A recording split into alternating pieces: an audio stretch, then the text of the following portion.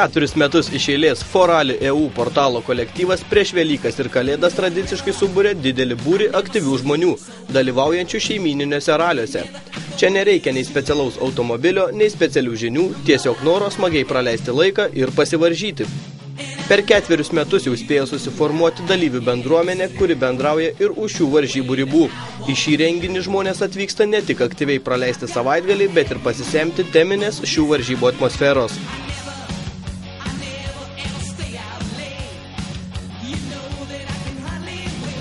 Taigi, kas tai per varžybos? Kalbant paprasčiau, tai važiavimo reguliarumo varžybos. Kitaip tariant, tai važiavimas iš punkto A į punktą B, pagal anksčiau aptartą trasą per nurodytą laiko tarpą. Ekipažo atvykimas į galutinį punktą anksčiau ar vėliau reglamentuoto laiko abiem atvejais baudžiamas. Ot, galite pasakyti jūs, kas čia sunkaus, bet neskubėkite daryti išvadų.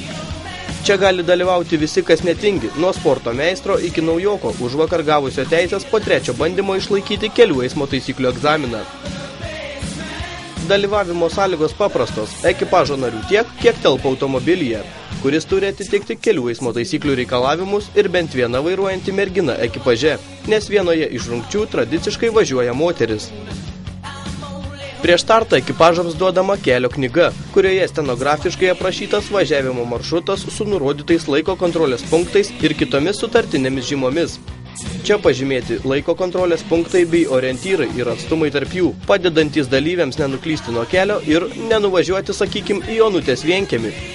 Ekipažai taip pat gauna maršrutinę kortelę, kurioje nurodyti visi laiko kontrolės punktai ir važiavimo nuo vieno iki kito punkto laiko normos.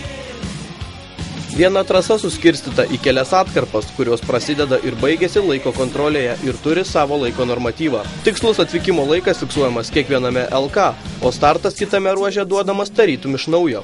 Tai vadinama kintamuoju grafiku, pagal kurį šiuo metu vyksta visos ralio varžybos. Už pavėlavimą ar atvažiavimą per anksti kiekviename LK ekipažai skiriamos baudos minutės, kurios ir lemia nugalėtoją. Kas turi mažiau baudų, tas ir laimi. Iš pirmo žvilgsnio viskas atrodo šitai paprasta, jog tampa neaišku, kaip ekipažai tarpusavėje varžosi. Nes jeigu visi ekipažai atvažiuotų laiku ir gautų 0 baudos, tai jie turėtų vienodą rezultatą. Kaipgi išrinkti nugalėtoją? Kad išvengti tokių kuriozų, organizatoriai stengiasi visaip apsunkinti vargšų ekipažų važiavimą. Kitaip nugalėtoją tektų nustatyti burtų keliu. Organizatorius nustato gana mažą vidutinį greitį, apie 30 km per valandą. Tačiau ralio trasoje ekipažai turi atlikti daug orientacinių rungčių, kurias atliekant jų idealus laikas pabėga. Todėl natūralu, kad beveik visi ekipažai veža vėlavimą. Dar vieni spąstai dalyviams tai slaptas laiko kontrolės punktas, kuris ekipažai sukelia bene daugiausia streso per visą ralį. SLK tai teisėjų automobilis, stovintis netikėčiausioje vietoje, kurioje reikia sustoti ir gauti laiko atžymą. Kad ekipažų užduotis nebūtų vien tik karštligiškas važiavimo krypties ieškojimas ir grafiko laikymasis, organizatoriai pagyvina varžybas važiavimu vaizdingomis šalies vietovėmis, pakeliui neaplenkiant įvairių gamtos ir kultūros objektų, kuriuose reikia atlikti tam tikras užduotis. O kad būtų atskleista tikroji lenktynių dvasia ir kad dalyviai nors trumpam pasijaustų tikrais lenktynininkais, o ne didžiagalviais matematikais su kalkuliatoriumi ir GPS įranga rankose, organizatoriai sugalvoja kelias greitominės rungtis, tačiau jos paprastai suteikia tik minimalų pranašumą.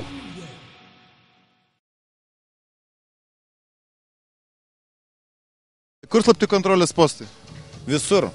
Ar tikrai policija bus? 8 ekipažai atrodo. Raudonas švitrėlis ant stogo. Šiukšlė vežiams. Mes po to šiukšlę surinkinėsim, kai būsim pirmi. O kada būsit pirmi? Finiše. Labą dieną, kokios nuotaikos? Labai geros ralinės, kai vis laiką.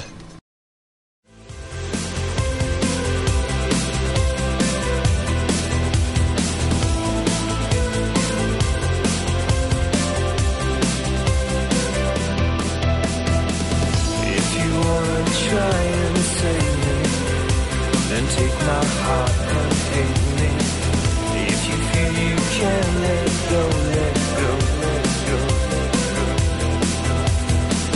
If you wanna try and save me, then take my heart